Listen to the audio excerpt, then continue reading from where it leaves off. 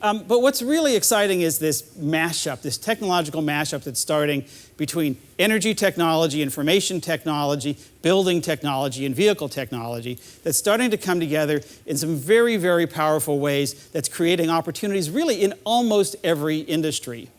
And the parallel really is to what's happened in computing over the past 50 years. So here's the history of computing over the past 50 years in under a minute. You ready? Started off with a big mainframe like this surrounded by a bunch of dumb terminals. Right? And over time, those terminals got smarter and more self-sufficient and better able to have a two-way conversation with the mainframe, and eventually to have a conversation with pretty much everything. The mainframe is off there somewhere. Now it's in the cloud.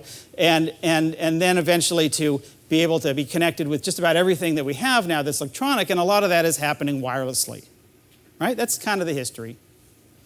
And that happened because of thousands of innovations by hundreds or maybe thousands of companies that brought down the price and improved the efficiency of broadband and microprocessor speed and wireless and storage and everything else, to the point that we no longer think, at least in the developed world, how much time we spend doing this or doing this, that information is almost free.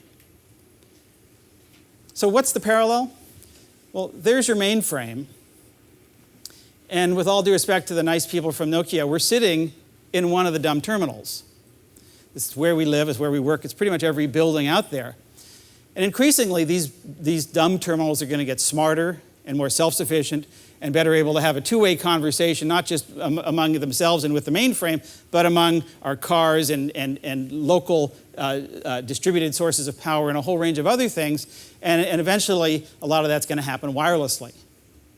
And so the conversations that's taking place in Silicon Valley and in the Silicon Valleys of the world is, what are the thousands of innovations and the companies that are both existing now and haven't yet been born that are going to bring down the price and improve the efficiency of energy to the point that it becomes so cheap and ubiquitous and efficient that it's almost free?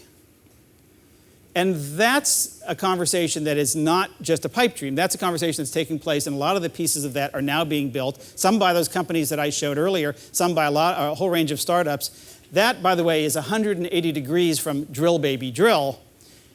It's about energy as abundance, not energy as scarcity.